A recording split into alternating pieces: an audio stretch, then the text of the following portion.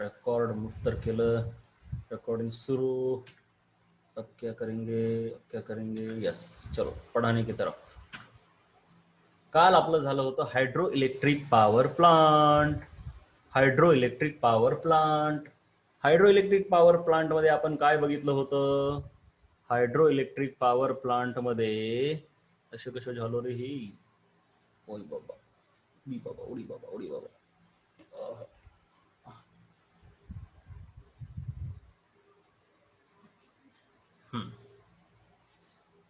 चलो, hydro electric power plant मध्ये आपण काय काय बघितलं होतं? चला सर्वांचं लक्ष असू द्या इकडे. चाट काय म्हणतोय तुमचा? चाट तुमचा दिसत नाही की रे बाळा. नो, शेअर पुन्हा एकदा करावं लागेल मला वाटतंय. हा चाट, मला वाटतं हे टॉपिक फिजिक्स मध्ये असले पाहिजेत. हा ठीक आहे, चलो हे फिजिक्सच आहे, म्हणजे फिजिक्स प्लस हे जनरल नॉलेज आहे, त्याच्यामुळे एवढं टेन्शन नाही. चलो आगे चलते हैं. तर आपण बघितलेलं आहे हायड्रो इलेक्ट्रिक पॉवर प्लांट मध्ये potential energy gets converted into kinetic energy of the flowing water. चला आपण एकदा रिवाइज करूया कोणते कोणते बघितले. चला फटाफट आठवायचा प्रयत्न करायचा रे बाळांनो. चलो, आपल्याकडे सोर्सेस ऑफ एनर्जी आहेत. सोर्सेस ऑफ एनर्जी एक आहेत कन्व्हेन्शनल, दुसरे आहेत नॉन कन्व्हेन्शनल, पारंपरिक आणि अपारंपरिक. कन्व्हेन्शनल मध्ये रिन्यूएबल आणि नॉन रिन्यूएबल. नॉन कन्व्हेन्शनल मध्ये बरेच आहेत. रिन्यूएबल मध्ये आहे म्हशीचं शेण, म्हणजे काय डंग. त्याच्यानंतर काय रे बाबा, लाकडं, वूड, फायरवूड आपण म्हणतो त्याला. नॉन कन्व्हेन्शनल मध्ये बरेच आहेत, कोळसा, नॅचरल गॅस, ऑइल वगैरे वगैरे. नॉन कन्व्हेन्शनल मध्ये हायड्रो इलेक्ट्रिसिटी, विंड इलेक्ट्रिसिटी किंवा विंड एनर्जी किंवा थर्मल नाही जिओ थर्मल पॉवर. त्याच्यानंतर टायडल एनर्जी. त्याच्यानंतर बायोगॅस. हा ठीक आहे, बायोगॅस इकडे येईल. चलो बायोगॅस इकडे येईल. बायोगॅस नाही इकडेच येते बाबा, कारण ते पण पोल्युशन करत नाही. Nuclear energy. त्याच्यानंतर शाबाश प्रगती, खूप छान. आणखीन कोणतं राहिलंय का रे आदित्य? Very good. आणखीन कोणते आहे का रे? Hydro, wind, geo, tidal, bio, nuclear. Yes, geo thermal झालेली आहे. आणखीन कोणती? बरं ठीक आहे, असेल तर असेल, पण सध्या झाल्या सर्व. मग आपण बघितलं ह्याच्यापैकी ह्या सर्व ग्रीन आहेत, फक्त ही ग्रीन नाही, पोल्युशन कॉज करते.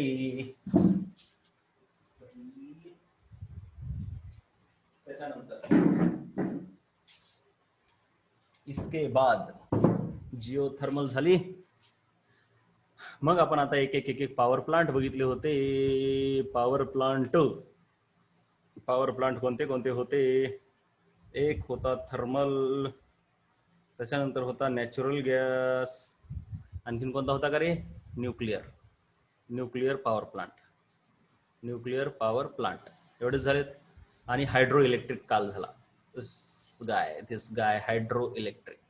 चला आता माझ्यासोबत सर्वांनी एकदा स्कीमॅटिक डायग्राम कडे लक्ष द्यायचंय. स्कीमॅटिक खटाखट, म्हणजे असं कसं असते बघा, थर्मल आणि जिओ थर्मलचा फरक मी नंतर सांगतो, ज्यावेळेस ती जिओ थर्मल येईल त्यावेळेस सांगेल, आताच नाही सांगू शकत, कारण त्यासाठी आधी जिओ थर्मल माहित असलं पाहिजे बाळा तुला.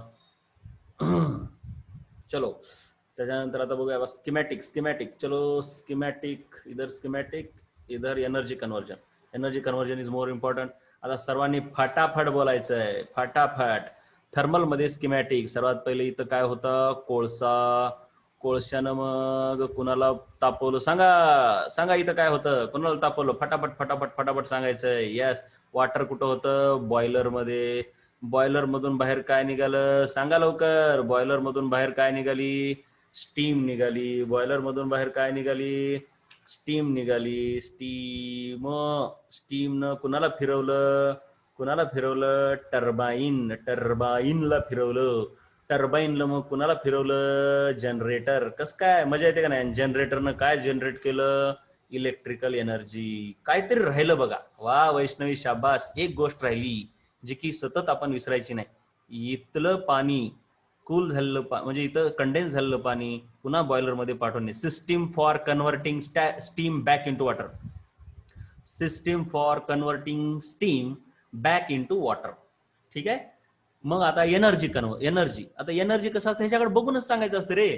असं काय असं म्हणजे काही खूप नसते. सर्वात पहिले कोलमध्ये कोणती एनर्जी होती, झालं सांगा. कोलमध्ये कोणती एनर्जी असते, फ्युएल. हो बाबा फ्युएल, पण एनर्जी कोणती, थर्मल नसते बाळ्या, थर्मल नसते बाळ्या, केमिकल एनर्जी असते. कोलमध्ये केमिकल एनर्जी असते. नीट वाचा.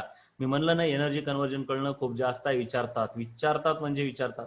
केमिकल एनर्जी ऑफ कोल, मग त्याला जाळलं की मग ती झाली थर्मल एनर्जी. थर्मल एनर्जी ती कुणाला भेटली, वॉटरला. थर्मल एनर्जी कुणाला भेटली, वॉटरला. थर्मल एनर्जी ऑफ वॉटर पासून स्टीम तयार झाली, स्टीम पळायला लागली, मग काय, kinetic energy of steam. Kinetic energy of steam. Kinetic energy of steam कुणाला जाऊन आदळली, कायनेटिक एनर्जी ऑफ, बोला, कायनेटिक एनर्जी ऑफ स्टीमची. कायनेटिक एनर्जी म्हटलं की ती लगेच टर्बाईन कडे जायचं, आपण जास्त विचार नाही करायचा. कायनेटिक एनर्जी ऑफ टर्बाईन कडून इलेक्ट्रिकल एनर्जी भेटली. असं आपल्याला जमलं पाहिजे. एनर्जी कन्व्हर्जन खूप कामाचं आहे, मी तुम्हाला सतत सांगत आहे. न्यूक्लिअर गॅस नाही, नॅचरल गॅस रे बाबा.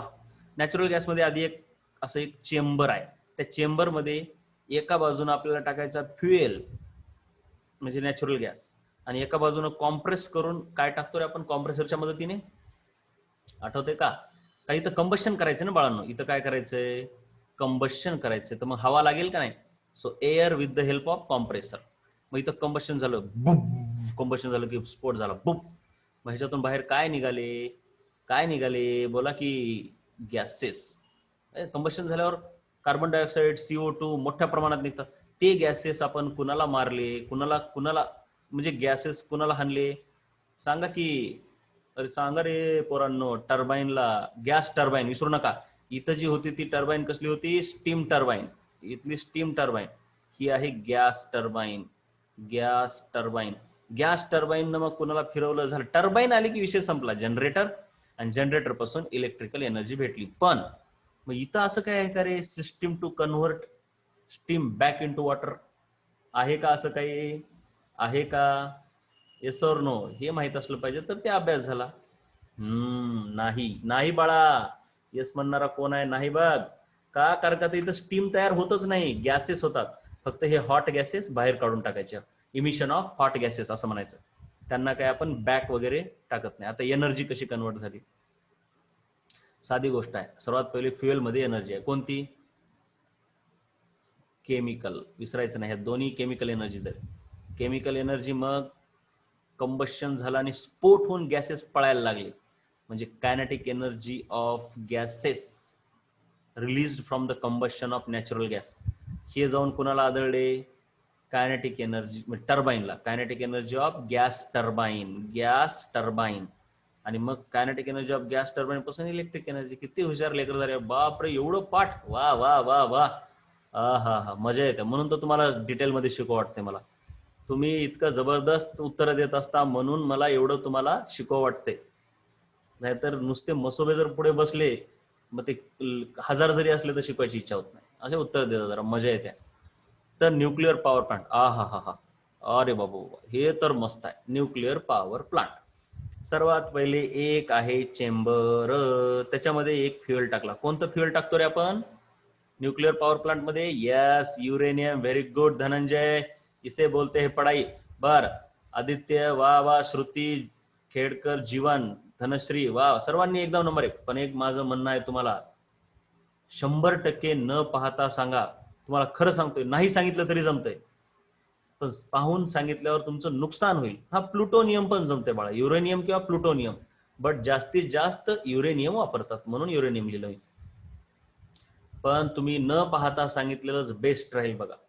तुम्ही बघून सांगचाल तर मग काही कामाचं नाही, तर तुमचं नुकसान होईल. त्यापेक्षा गप्प बसा, काही अडचण नाही. मग युरेनियम आहे, युरेनियम फ्युएल टाकला, इथं काय होते, न्यूक्लिअर रिॲक्शन होते. ह्यालाच न्यूक्लिअर रिॲक्टर देखील म्हणतात. ठीक आहे.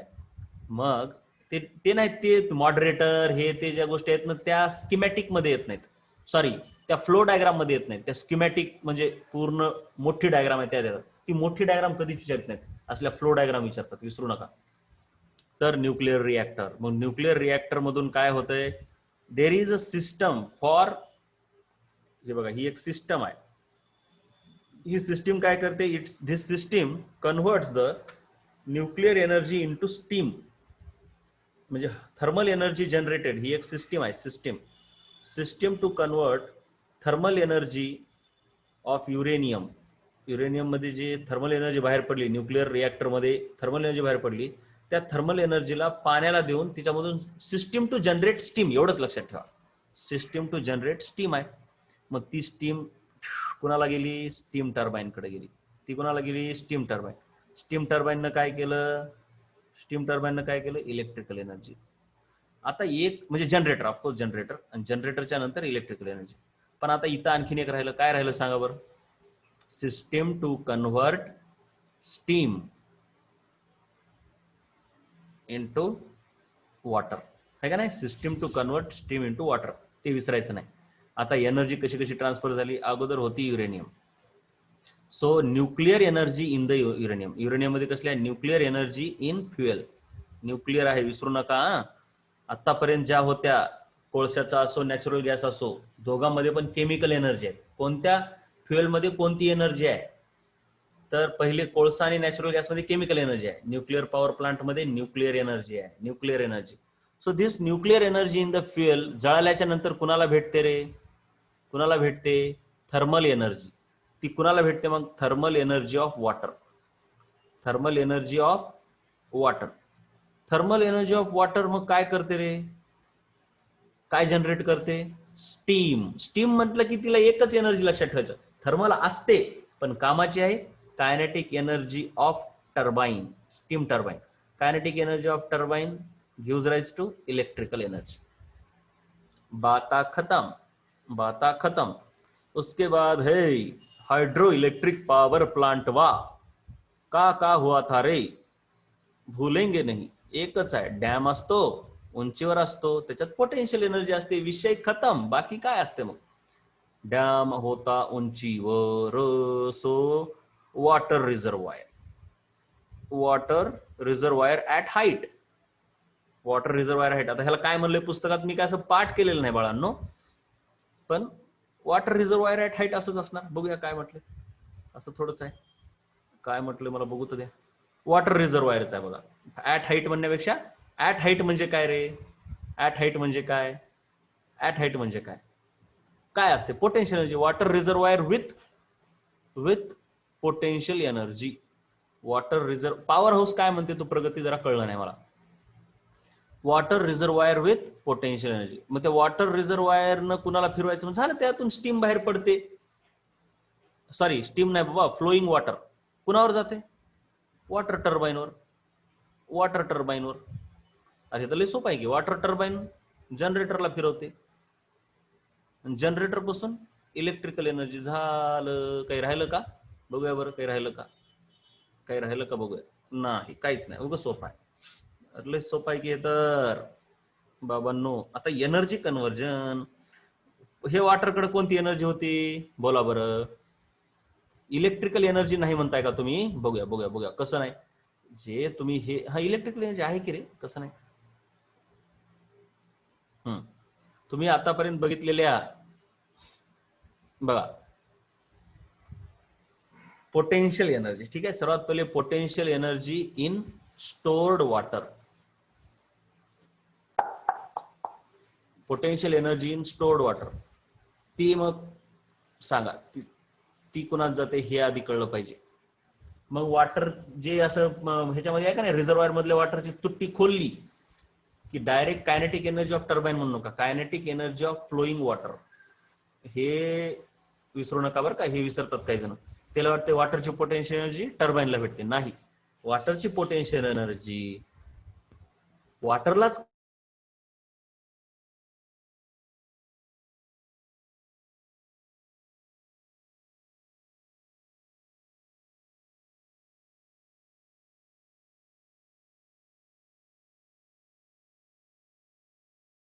असं झालं तसं. हे अनस्टेबल कनेक्शन असल्यामुळे मी जरा अनस्टेबल असं लिहितो, हा शब्द इथे लिहितो अनस्टेबल. मला जरा चेक करायचं इथं नेमकं झालं काय, ठीक आहे. व्हिडिओमध्ये नेमका काय फरक पडतो बघायचा. तुमचा चार्ट उघडूया, चलो चलो. हा, पोटेन्शियल एनर्जी इन वॉटर ही कायनेटिक एनर्जी ऑफ वॉटर मध्ये कन्वर्ट झाली. हे अति कामाचं आहे. Potential energy of water direct टर्बाईनला भेटते का? Yes or no? आज जरा इंटरनेट कनेक्शन थोडं खराब दिसतंय, थोडं आपण ऍडजस्ट करूया. पोटेन्शियल एनर्जी डायरेक्टली टर्बाईनला भेटते का? मला वाटतंय पुन्हा इंटरनेट गेलं. तुमची उत्तर हा, नो. शाबाश. ती अगोदर असं पाण्याची टाकी असते ना, मग ती तुट्टी काढली की इथून पाणी पळायला लागतंय. मग पाणी पळायला लागलं की कायनेटिक एनर्जी ऑफ वॉटर. मग कायनेटिक एनर्जी ऑफ वॉटर जाऊन टर्बाईनला भेटते, धडा. मग कायनेटिक एनर्जी ऑफ टर्बाईन. हा, जरा आवाज क्लिअर येत नसेल बाळा, थोडं ऍडजस्ट कर आज. कायनेटिक एनर्जी ऑफ टर्बाईन आणि मग इथून पुढे जनरेटर कडून इलेक्ट्रिकल एनर्जी. बात खतम हो गई रे. अरे ही ग्रीन एनर्जी चॅप्टर टाइमपास म्हणता टाइमपास नाही राहिला राव. जरा डोक्याला ताप, म्हणजे डोक्याला ताप नाही, इंटरेस्टिंगच आहे पण कन्सेप्च्युअल आहे. मला इतकी वर्ष का वाटलं नाही? मागच्या वर्षी मी शिकवला होता, पण तुमच्यासोबत शिकवताना जर जास्तच कन्सेप्ट मध्ये घुसलो वाटेल ह्या वर्षी. गेल्या वर्षी शिकवला होता, एवढं काही कन्सेप्ट वगैरे काय असं वाटलं नव्हतं. ह्या वर्षी जरा झालं. ठीक आहे, चलो. ऍडव्हान्टेजेस काय? पोल्युशन नाही, लिमिटेशन नाही, पाणीच पाणी दरवर्षी पडतंय, ऐश करा, रिन्युएबल आहे पाणी, काय दरवर्षी पडतच राहतंय. Disadvantages, rehabilitation. आबाबा, ही सर्वात बेकार गोष्ट. धरण बांधलं की आसपासचे खेडे उठून जातात, त्यांना दुसऱ्या ठिकाणी न्यावं लागतं, एवढं अवघड होतंय, त्याला तिथं करमत नाही. कर्माच सोडून द्या, परंतु रिहॅबिलिटेट झाले पाहिजेत ना. जसं की हे जायकवाडी धरण आहे, काल परवा आमच्या घरातले लोक गेले होते जायकवाडी धरणाला, औरंगाबाद मध्ये आहे ना. तर जायकवाडीच आहे ना. हा, तर तिथं ते धरण बांधताना जवळपास किती 133 गावं उठलेत म्हणे. 133 गावं. बाबा रे बाबा, एवढे गावं उठलेत म्हणजे काय असेल ते. बघा कसं धरण आहे ते, एवढं मोठं धरण आहे, एवढे गावं उठलेत त्या धरणामुळं. तेवढ्या लोकांना कुठं कुठं नेलं असेल म्हणजे अवघड आहे. त्यानंतर फॉरेस्ट लँड सबमर्ज होते, म्हणजे साधी गोष्ट आहे. ही आहे नदी, ही आहे नदी, इथं आहेत छान छान झाडं हिच्या बाजूला, आणि त्याच्यावर माकडा खेळायले, नो टेन्शन, सर्वच खेळायले. पण इथं धरण बांधलं की पाण्याची पातळी वाढते, असं मोठं तळ होते. मग तिच्या आसपासचं सर्वच जंगल तोडावं लागतंय. म्हणजे फॉरेस्ट आणि लँड, तिथली पूर्ण जमीन पाण्यात जाते. इकोसिस्टीम पूर्ण डिस्टर्ब होते, कारण का तर फ्लो पॅटर्न मध्ये चेंजेस होतात. अगोदर नदी ज्या प्रमाणात वाहत होती ते आता नाहीच. कधी जास्तच वाहते, दरवाजे उघडले की, कधी कमीच वाहते, असं. तर भारतामध्ये हायड्रो इलेक्ट्रिक प्लांट कुठे कुठे आहेत? तेहरी, कोयना, श्रीशैलम, नाप्ता, झाकरी, हे चांगले चांगले मोठे मोठे आहेत. मग आता हे तुम्ही म्हणता ह्याच्यात येलदरी का दिलं नाही, तर ते कळलं ना का दिलं नाही. हा, येलदरीच का दिलं नाही, लिंबोटीचं का दिलं नाही, तर ते बाळा हे पूर्ण भारतातले दिले, देशातले. कुठं कुठं आहेत बघून घ्या. हे एवढं पाठ करा, त्याचं करू नका. What is lake tapping, why it takes place. Lake tapping काय आहे बघूया आपण. सर्वात पहिले, a lake tap involves excavating a tunnel almost to the water rock contact. water म्हणजे rock contact, and then blasting out final protective rock to allow water to suddenly flow into the tunnel from the lake. This is done कशासाठी होते? achieve greater speed of water for hydroelectric station, drinking water, irrigation. चला, लेक tapping म्हणजे काय करतात बघा. आता समजा, अरे काय चित्र काढावं लागेल आता मला. समजा ही नदी आहे. आता नदीचं मी चित्र बघा कसं करतोय, 3 डायमेन्शनल समजायचं. पुढून कापलं मी त्या नदीला,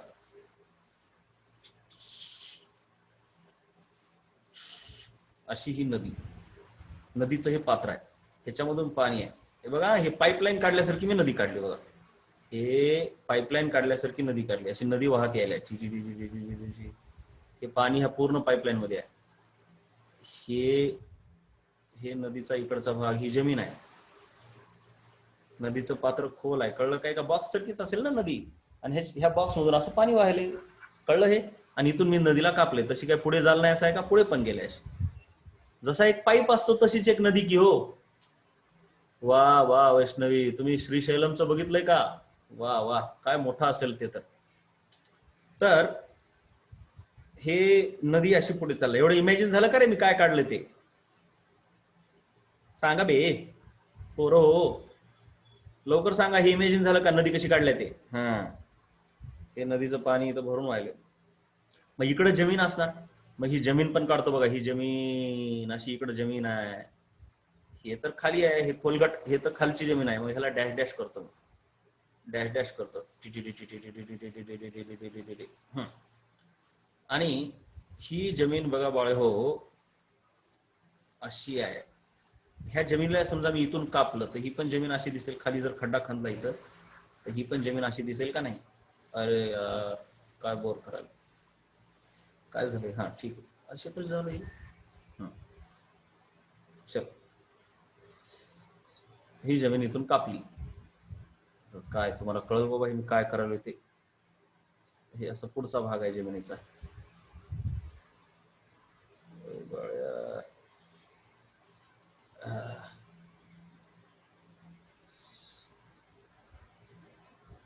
हा, काहीतरी करावं. हे बघा, ही जमीन आहे, ही अशी जमीन आहे, आणि ही पूर्ण जमीन आहे बरं का. ही अशी वर जमीन आहे, ही जमीन झाली, आणि ही नदी अशी बाजूने व्हायला आहे. मग काय करतात आता? समजा ही जमीन इथून खोदत जातात. मग आता जमीन अशी असू शकते, किंवा इथून अशी थोडा उतार पण असू शकतो. इकडं उतार असतो, सहसा उतार असूच शकतो. जर उतार असेल तर कशी दिसणार बघा? उतार असेल तर कशी दिसणार रे बाबा?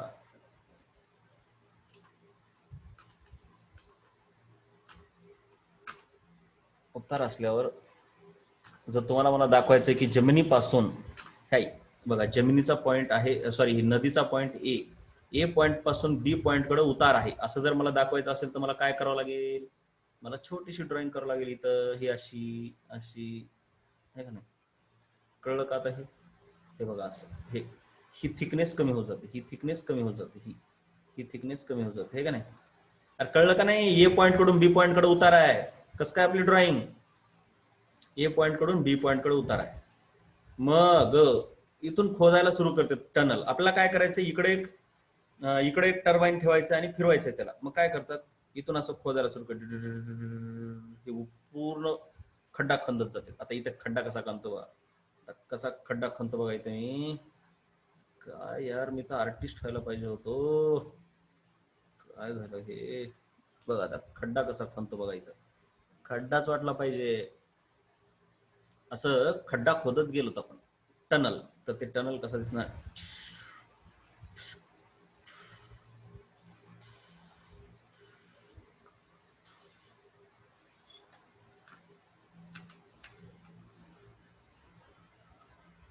मोठा खंदूया का? मोठा खंदूया, मोठा मोठा कॅनल इथं खणलाय का त्यानं? मी जरा हिरवा काढतो, निळा काढतो जरा. असा खड्डा खणला, असा इथं कसा खोदला? असा.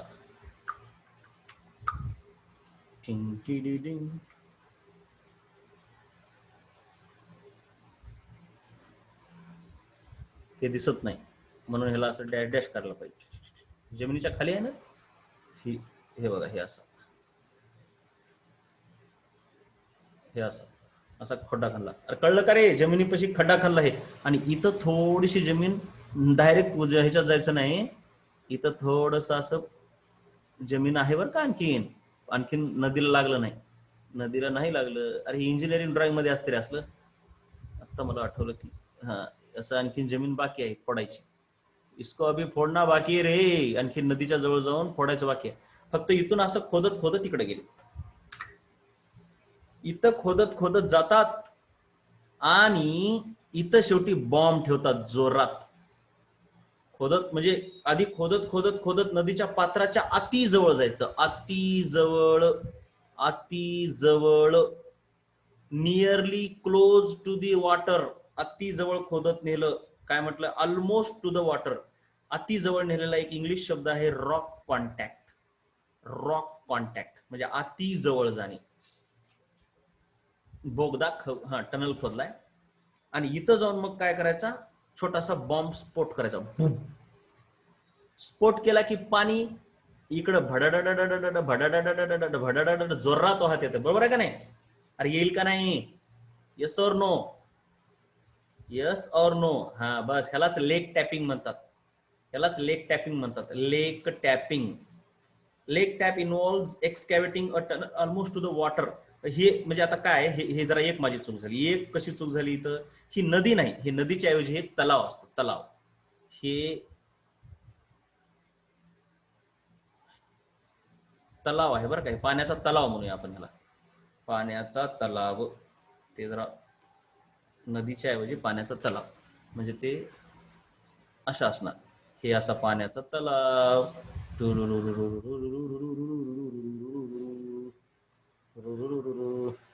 त्याच्यामध्ये पाणी.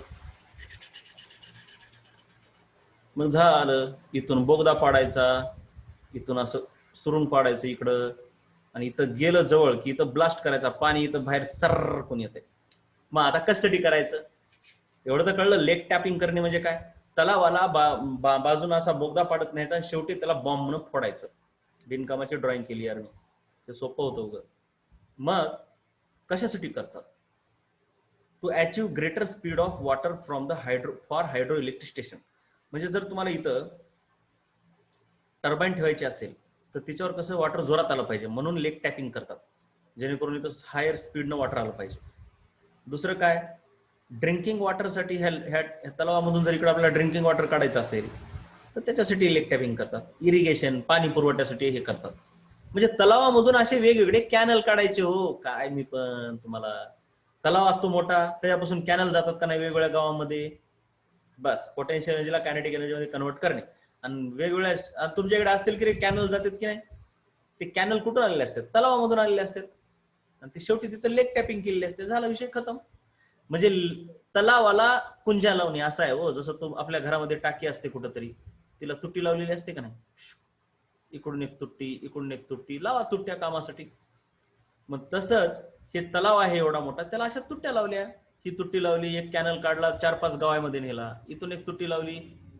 तुट्टी म्हणजे तिथं काय अशी छोटी तुट्टी लावत नाहीत, मोठं फोडावं लागते, भगदाड पाडावं लागते. कळलं का नाही? आणि कशासाठी करतात ते पण कळलं असेल आता. वेगवेगळ्या गावांमध्ये पाण्याची सोय करणे. तुम्हाला कळलं असेल तर येस म्हणा रे बाबा, नो नाही तर नाही म्हणा बरं.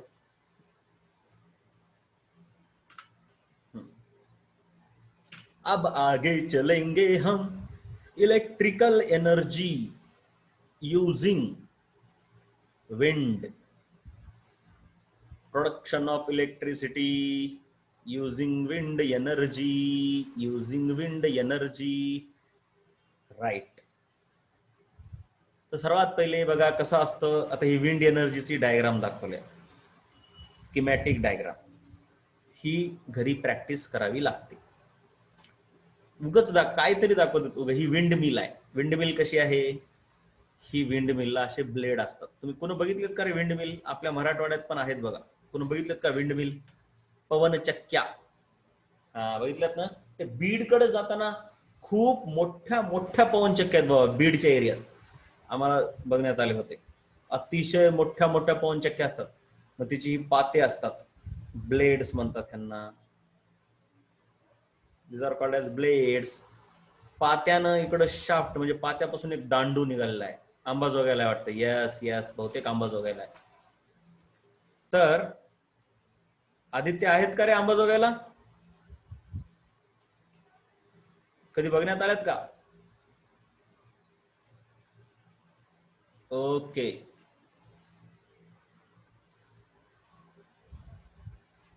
मला वाटते आहेत रे, तिकडेच जाताना कुठंतरी मी बघितलेले आहेत. अंबाजोगाई का बीड कडून एकदम खूप जास्त मोठ्या प्रमाणात आहे बाबा, मोठ्या मोठ्या. तर हे दांडून इथं, हे दांडू इथं गेलेला आहे. इथं गिअर बॉक्स असतो. गिअर बॉक्सचं काय काम असते बाबा? सांगा बरं, गिअर बॉक्सचं काय काम असतं? गिअरचं काम काय असतं? कोण सांगते मला? चला सांगा. टुडू टुडू.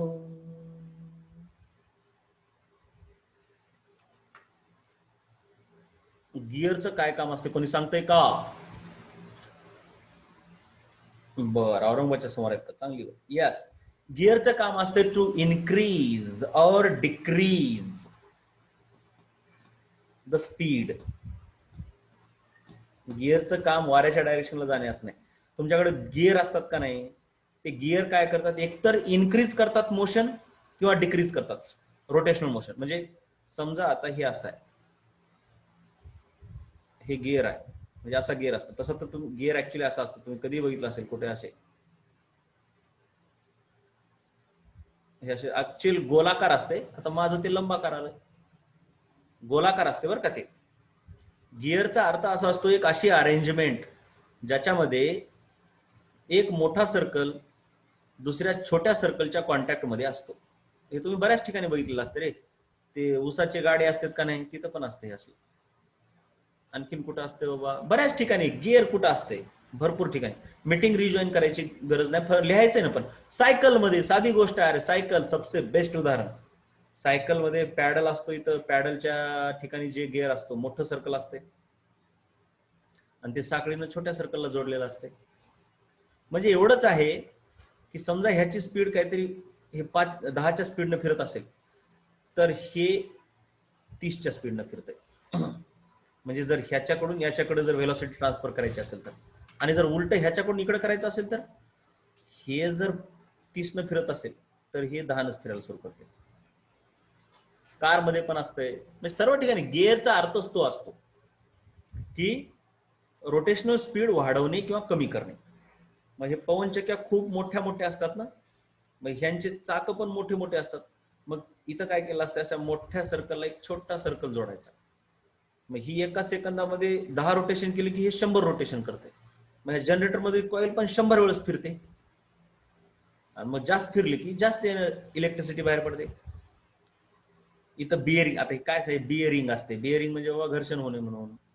हे शाफ्ट आहे, म्हणजे सपोर्ट आहे ह्या जनरेटरसाठी. झालं काय नाही बघा. ही अशी आहे विंड टर्बाईन. इकडून हवा येते आणि हवा हिला फिरवते.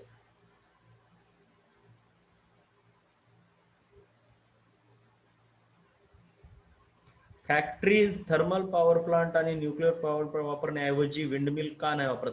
हो, प्रॉब्लेम आहेत ना विंडमिलचे, सांगतो आता. ते विंडमिलचे काय काय प्रॉब्लेम आहेत ते पण आपण बघूया. तर सर्वात पहिले आपण एनर्जी कन्व्हर्जन काय.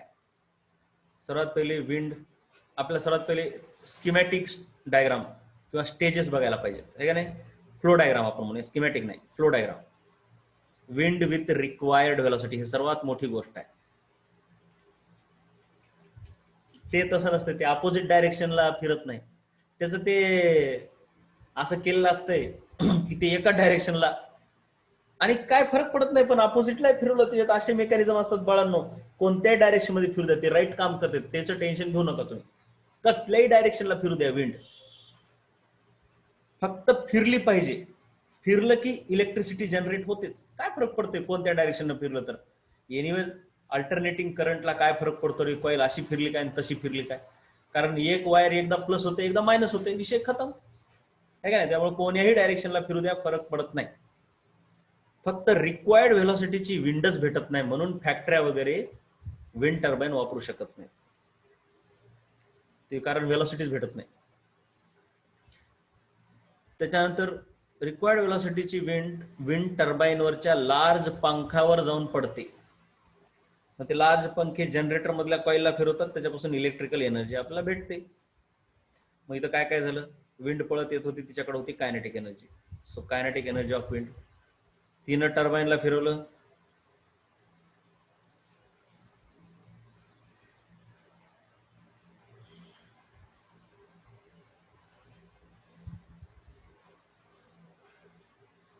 गिअरला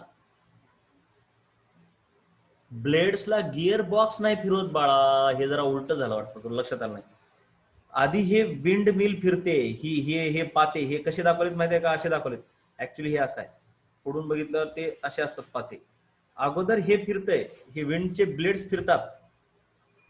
हे साइड व्ह्यू बघितल्यावर असं दिसते ब्लेड. आणि विंडचे हे पाते फिरल्यावर हे इथलं चाक फिरतंय, आणि इथलं चाक फिरल्यावर मग हे इथलं चाक फिरतंय, इथलं चाक फिरलं की कॉईल फिरते जनरेटरची. गिअर नाही फिरवत. गिअर हे फिरवणारी मशीन नाही. गिअर हे एक अरेंजमेंट आहे. तुम्ही दोन्ही पैकी कोणतंही, हा गिअरचा अॅनिमेटेड व्हिडिओ तुम्हाला युट्यूबवर पण दिसेल का, इथं बघा बरं. काय करूया, एक मिनिट थांबा जरा, मला एकदा ह्याचं सांगून टाकू द्या. कायनेटिक एनर्जी विंड मध्ये असते, मग ती कायनेटिक एनर्जी टर्बाईन मध्ये जाते, टर्बाईन फिरायला लागते, आणि टर्बाईन फिरली की इलेक्ट्रिक एनर्जी प्रोड्यूस होते. टर्बाईन फिरल्याच्या नंतर इलेक्ट्रिक एनर्जी प्रोड्यूस होते. मी जरा युट्यूबवर बघतो wind mill animation, wind mill animation सांगतो ते पण. आता फक्त आधी लक्ष द्या इकडं. हा, गिअर बॉक्स ऑटोमॅटिक काम करत नसते बाळा. मला सांग, सायकल ऑटोमॅटिक काम करते का? सायकल म्हणजेच गिअरच आहे बघ. फक्त सायकल मध्ये कसं, मी सांगतो तुम्हाला, काळजी करू नका. सायकल मध्ये असा मोठं चाक छोट्या चाकाच्या डायरेक्ट कॉन्टॅक्ट मध्ये नाही, फक्त त्यात चेनच्या मदतीनं कॉन्टॅक्ट मध्ये आहे. मग गिअर सायकलला पळवतो का आपण पॅडलना आधी ते ह्याला पळवावं लागतंय, फिरवावं लागतंय, आणि मग हे फिरतंय, मग चाक फिरतंय. असंच ना, जसं आपण बाहेरून हातानं पायानं पॅडलला फिरवतो, गिअर बॉक्स ऑटोमॅटिक काम करत नसतो ना. पहिली गोष्ट, गिअर बॉक्स म्हणजे साधी गोष्ट आहे की रे. सायकल म्हणजे गिअर बॉक्सच आहे बघा. ते सायकलची चेन वगैरे जे आहे ना, ते गिअर बॉक्सच आहे. एक चाक दुसऱ्या चाकाला जोडलेला असणे, पण दोन चाकाची रेडियस वेगवेगळी असते.